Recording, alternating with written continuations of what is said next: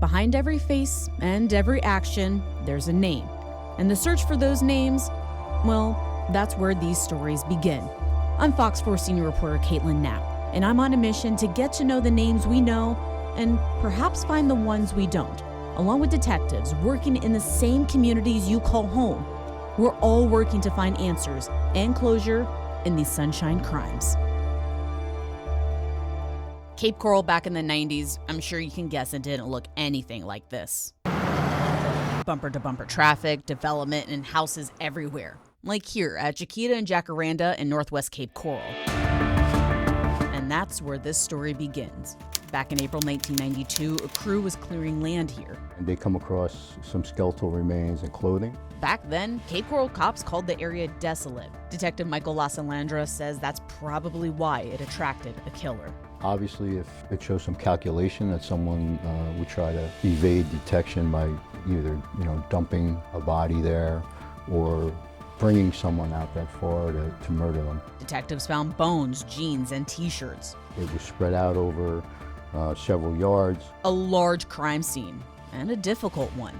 That's because the medical examiner says the body had been there for 2 to 5 years. All detectives knew about the victim is that she was shot to death.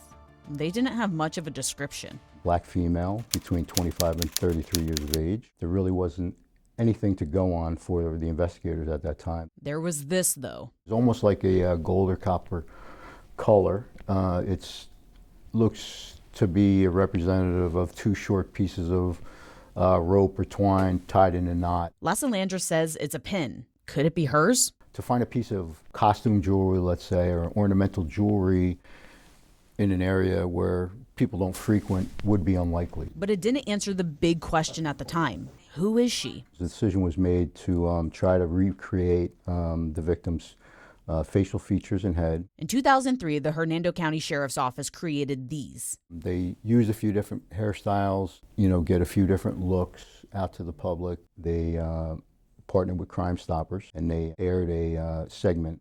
A year later, a family member came forward, and with the DNA match, she was ultimately identified as Yvonne Neal. Once you identify the victim, that's where the investigation really begins. Detectives talked to her family, who gave them the only picture they have of her. At the time, police tried to figure out who Yvonne hung out with, and they were able to narrow down some suspects. There was never any conclusive information that any of them could have been the killer. The case didn't move for years, until Lasalandra started working on it about 6 months ago.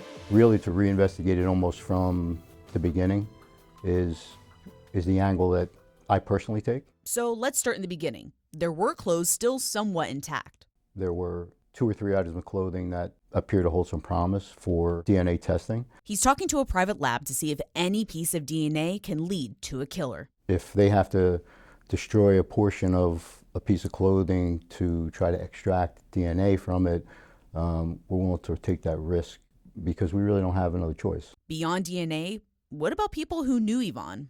Recently, some investigative leads have surfaced. That lead, what someone saw and heard back in the 90s. Saw her with a white male, and they were in an old station wagon. It looked like there was some things in the car, like they were moving somewhere. Yvonne went from Fort Myers to here in Cape Coral in 1990, the last time anyone heard from her. Do you think the killer is still alive? I think that the killer could be still alive. He could be dead. He could be in jail. It's really something that I can't answer. There are 2 big pieces Lasalandra says could help crack the case open. Ideally, a DNA match would be the best thing that we could get, but we'll have to wait and see. And your help. I don't think anybody lives in a vacuum, and people know people. People may hold the key to what Lasalandra and others want. We find who's responsible for, killing this person. We're the instrument of hope for the family and for her loved ones. While holding on to hope, Lasalandra has this message for the killer. If you left any evidence or made any errors, eventually we're going to find you. If you have any information about the murder of Yvonne Neal, you're asked to call the Cape Coral Police Department. Yvonne Neal, Fox 4.